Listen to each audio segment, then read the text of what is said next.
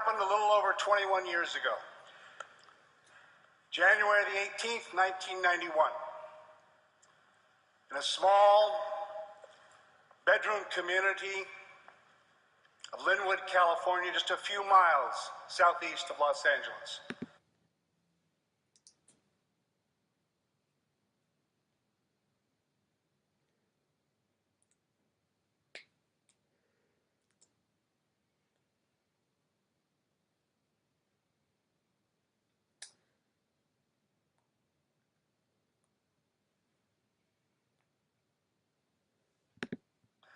Father came out of his house to tell his teenage son and his 5 friends that it was time for them to stop horsing around on the front lawn and on the sidewalk, to get home, finish their schoolwork, prepare themselves for bed. And as the father was administering these instructions, a car drove by slowly. And just after it passed the father and the teenagers, a hand went out from the front passenger window and bam, bam, killing the father.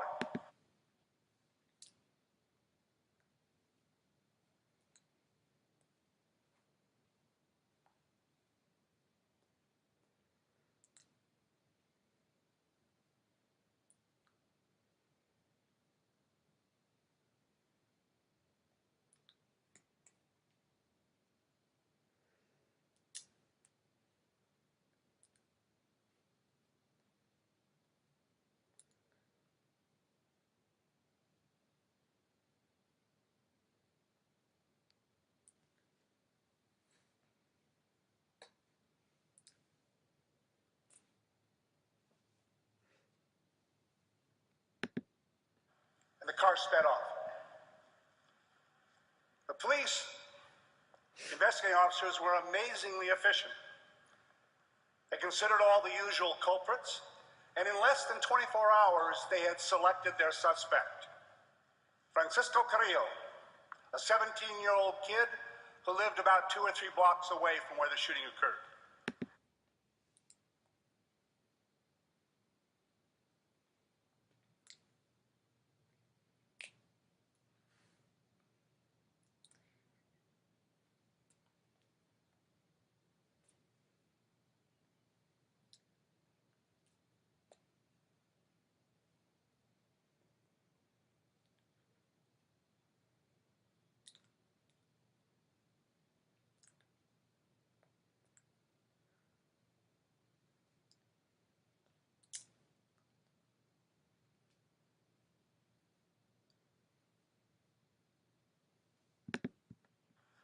They found photos of him.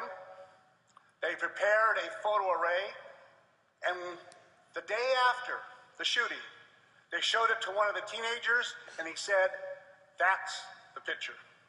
That's the shooter I saw that killed the father."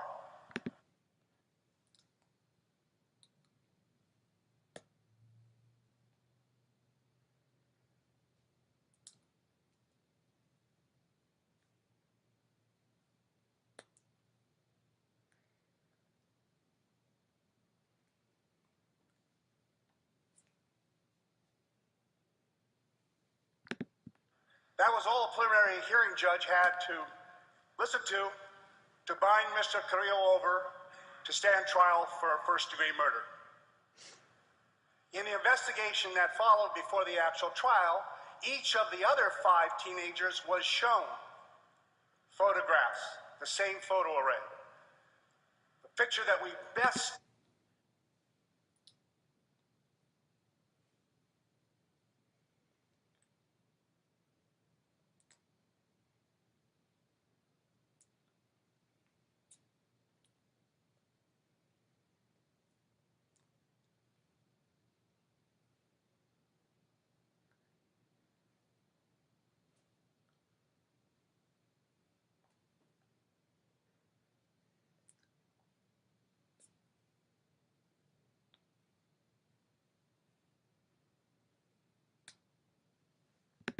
determined was probably the one that they were shown. The photo array is in your bottom left-hand corner of these mug shots.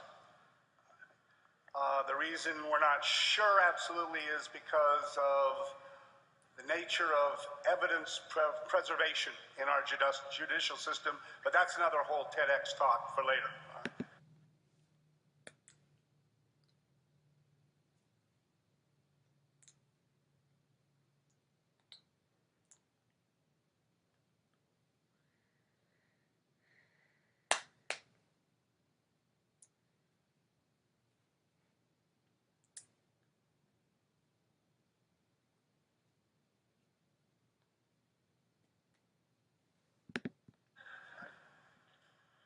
So at the actual trial, all 6 of the teenagers testified and indicated the identifications they had made in the photo array. He was convicted. He was sentenced to life imprisonment and transported to Folsom Prison.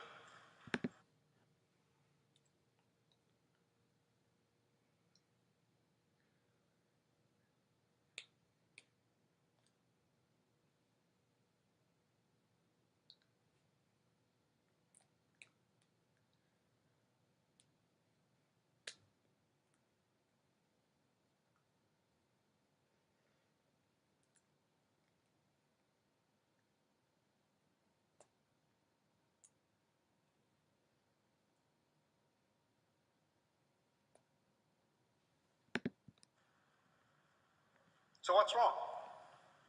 Straightforward, fair trial, full investigation.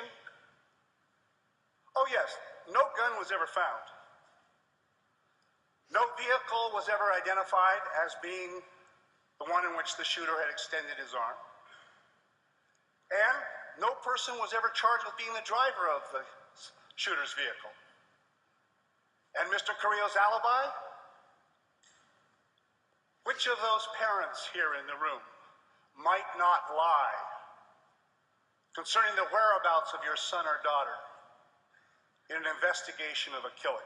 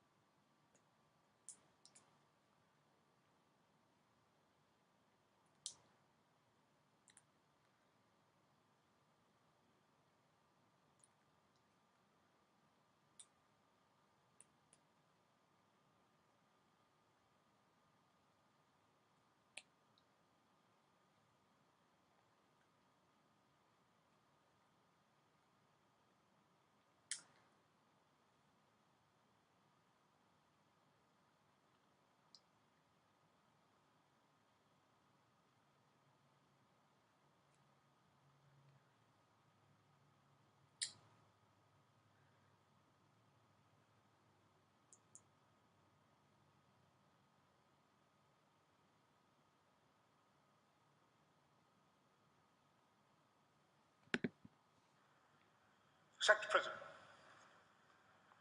adamantly insisting on his innocence, which he has consistently for 21 years. So what's the problem?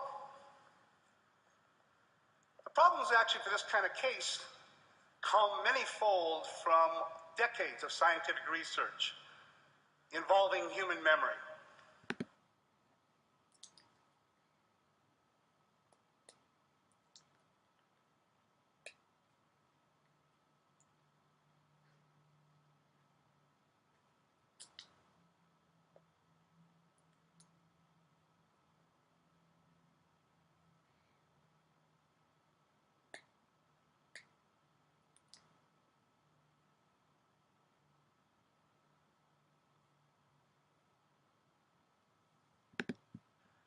First of all, we have all the statistical analyses from the Innocence Project work, where we know that we have what?